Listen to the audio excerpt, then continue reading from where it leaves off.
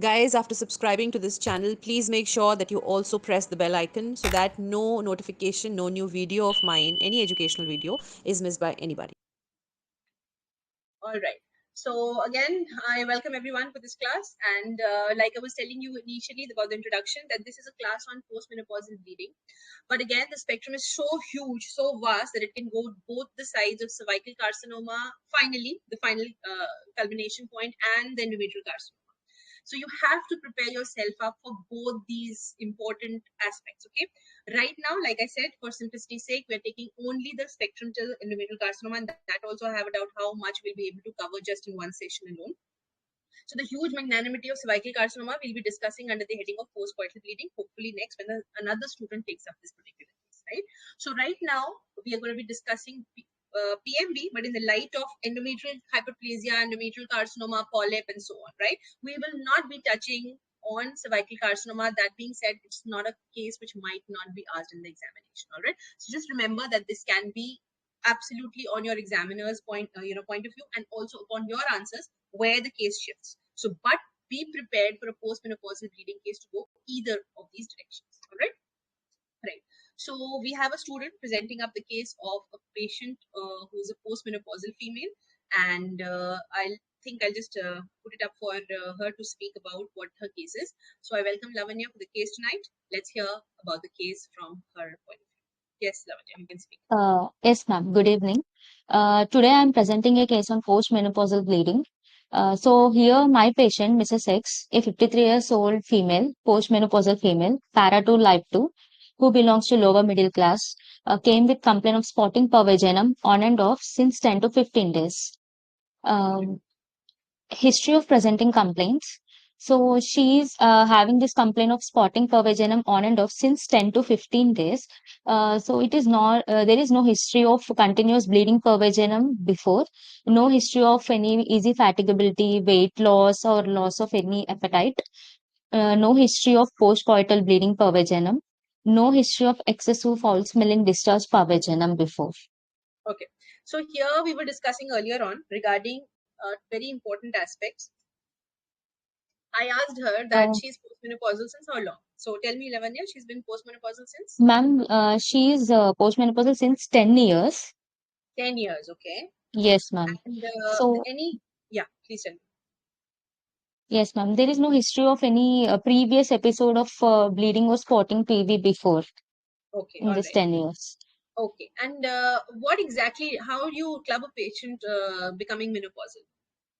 What do you mean by menopause? So, if there is a loss of menstruation or menstrual cycles for a period of 1 year, Hmm. Yes, 1 then year. yes, ma'am. The definition that is called as menopause. All right. And is there any significance of this patient having menopause 10 years back? Why did I ask you specifically how long back did she have a menopause? Is there any relevance of this question? Yes, ma'am. If it is late menopause, there will be more exposure of estrogen in her, and there can be a lot of complications further. Uh, so this menopausal years, age of menopause, and since how long she is menopausal is a Mhm. very crucial history. Right. Yes, And can we now yes, discuss about the negative histories that you put forth? Why did you ask about history of any continuous bleeding? What do you mean by that? Is this important? yes. Yes, ma'am. If she is bleeding continuously since a few years, so uh, there can be a risk of and Some cancer endometrial prolonged pathology. staging. Yes, No. Staging endometrial pathology could be any endometrial pathology. It could be yes, a ma'am. endometrial polyp. It could be a Polyp or hyperplastic endometrium, hyperplasia. or it could be endometrial carcinoma. See, girls, you Yes, have ma'am. to be very specific about what you are answering. Okay, don't get Yes, trapped into the language has to be so flowy that you cannot be trapped. So if you say some endometrial pathology, you are the best answer that you can give. Some ma'am. endometrial pathology, that means everything is included. If I ask you what all are you expecting, so continuous bleeding and specifically erratic, irregular breakthrough bleeding can happen in one of these pathologies, like I said, right? So it could be endometrial Yes, polyp. It's a very beautiful, what do I say, negative history to be written. There is no history of a similar episode anytime back, no history of irregular bleeding off and on before. It's just the first episode. Okay, so that Yes. tells us all that had it been a growing endometrial pathology, she would have had recurrent episode. But this is the first episode. That's very important. And why did you ask easy fatigability, weight loss, appetite? Ma'am, to rule out any cachexia symptoms. Yes, ma'am. To rule out all those things associated. These are all symptoms associated with the flourishing Associated with them. cancer, any cancer. Yes, Okay, ma'am. history Any of cancer. postpartum Yes, ma'am. bleeding. Let's say something to what is postpartum bleeding telling you? Yes, ma'am. So there can be a localized lesions like Yes, cervical erosion, cervical polyp, or growth, cervical sorry, growth. growth. Correct. Yes, ma'am. Most Ulcer. Or, yes, she was having spotting PV, but it's not yes, ma'am. associated with coitus. Okay, so there's no Postpartum. Yes, history of ma'am. postcoital bleeding PV, and there is no Yes. history of any excessive foul smelling discharge. Again, False a smelling local distance. lesion, right? Yes, ma'am. Okay. More history. Yeah, please help me.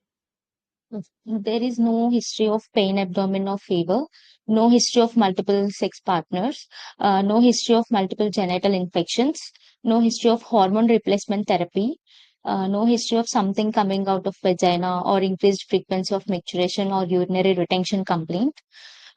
She is not on regular pap smear screening follow-up, no Yes. history of trauma, no history of dryness or itching per vaginum, no history of constipation or associated bleeding per rectum, no history of blood during urination. Yes, all these are telling us all the lesions that we are possibly thinking. So whenever a patient comes to you with a postmenopausal bleeding, tell me the etiology that comes into your mind when a person comes to you with postmenopausal bleeding. And if she misses out any point, I'll be asking my students who are there very active in the chat box, who are very happy when the glitch was going on. I didn't see so many messages before as I saw at that time. So I want you all to write down here as well, correct? So yeah, please tell me the DD that comes into your mind when I talk about postmenopausal bleeding for your patient at that age, okay? Yes, ma'am. So, postmenopausal bleeding, DDs can be atrophic endometritis or vaginitis, endometrial polyp, or any cervical lesions, cervical ulcer, cervical polyp, vaginal ulcer, or endometrial polyp, and Did you say endometrial endometrial, hyperplasia? yes, ma'am, endometrial hyperplasia. Okay. Uh, yes, ma'am, Anyone or anyone with any other DD in mind for her age, okay? 53 years of uh, age, there can be postmenopausal. decubitus ulcer also in case of She had that. prolapse. Yes, if she Yes, had a. ma'am. If she had. And a very important history she's asked. Very important history is that she's not on any hormonal replacement therapy. Very important because there are patients who are on hormonal replacement therapy, everything was going fine, suddenly they started having breakthrough bleeding. Or in between, they're having, usually it does not happen. It happens usually in the beginning or when you start taking the hormonal replacement therapy. But it can happen anytime if she's taking, unsupervised or not coming for regular follow-up, and she's slowly developing some local pathology. So HRT can also lead to sudden breakthrough bleeding. So that's a very important history. And the other very important relevant history is that she's never been through any pap smear. She's never had any pap smear, correct? So there's no follow-up. So Yes, we ma'am. never know if there are any precancerous lesions of the cervix and they've not been picked up and now they have started showing their symptoms. Uh, all Yes, ma'am. right. Okay. I'm getting the DD from everybody. See, very important when a patient comes to you with any complaint, okay, is the immediate DD in your mind. And then your history, your negative history, it starts building up on that particular. So if you must have seen that up till now, whichever cases I've taken, the moment the student tells me that this is the complaint with which the patient has come, I ask the DD there and then. It's very strange sometimes for the student that DD would come probably towards the end. But why I'm beginning is because your entire negative history will start from there. History at least will start from the examination will add on to it in probably narrowing the DD down. But your differential diagnosis should come at the very beginning. The history has been told to you. In fact, the presenting symptoms have been told to you, right? So very important is to know what are the most important presenting complaints and then start building a case from there. All right, we have some more differential diagnosis. So here I'd like to stop in and ask you, I think, yes, another very important aspect about associated bleeding PR. Sometimes what happens is that postmenopausal females, they also had this piles and everything, and they are confusing the bleeding PR with, bleeding PV, right? And they're very, very apprehensive. They come to you. So very few intelligent patients will be able to know the difference. They'll just say that some bleeding is there down below. I don't know. It's most probably coming from the vagina. So they'll never know. So this is very important to find out whether it happens only after you pass stools, before stools, after stools, that time when you're having constipation, or does it happen anytime, every time? That's a very important decision. All right. And why did we ask about pain, abdomen, fever, and all? Is there anything, any relevance to this? Yes, ma'am. If there is any um, cancer, ovarian tumor, or if Uh, there is, Oh yeah, see, pain, abdomen, fever might not relate very well with our patient. Okay, so yes, you ma'am. can easily omit that history. Unnecessarily, you will be able to not justify your. And remember, guys, Mm. whenever you're not able to justify your negative history, just skip it. No one will, ask you anything else, especially in the negative history. Until unless you're missing out a very big point, right? So usually bloating, okay, abdominal distension are the associated Yes, symptoms with an abdominal mass, especially the ovarian mass. And ovarian mass at this particular age, when we're thinking about a postmenopausal female, would mostly be ovarian carcinoma, which will not probably be exhibiting as postmenopausal bleeding. It so, will be mostly, yeah, it will mostly be abdominal distension, like loss of appetite, or feeling of bloating all the time. These will be the typical uh, complaints. A yes, forgotten pessary is a very good option. One of the students has written down forgotten pessary is a very good, what do I say, DD. We can talk about it in our postmenopausal female if at all she remembers. So you can ask that as well. Did she ever have a history of pessary being inserted? Okay, let's jump on to the menstrual yes, history. So, yeah, tell us about her menopausal age. This thing. How was the perimenopause. menopause attained? That is very important. And right before the menopause, how were her cycles? Yes, ma'am. Her perimenopausal cycles were irregular. Mm. Cycles were 40 to 45 days, lasting for 7 to 8 days. Okay. So she used to change 6 to 7 pads per day. Okay. So there are associated clots and dysmenorrhea. So yes, ma'am. For That's which that's. yes. Mhm. Go on. Go on.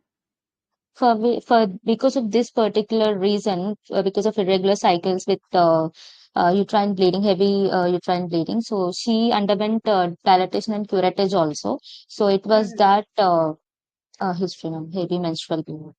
So she had to undergo a DNC because of irregular heavy bleeding during her perimenopausal. How long did that bleeding last? For how long? How many years did she have this problem till she had a DNC? Ma'am, yes, ma'am. She have this for 1 year. Just 1 year.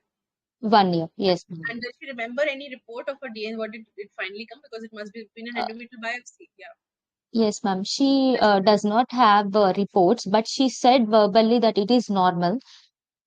it was normal. Okay, nothing came Yes, out of ma'am. it, and she was It not was put on any medication. yes, ma'am.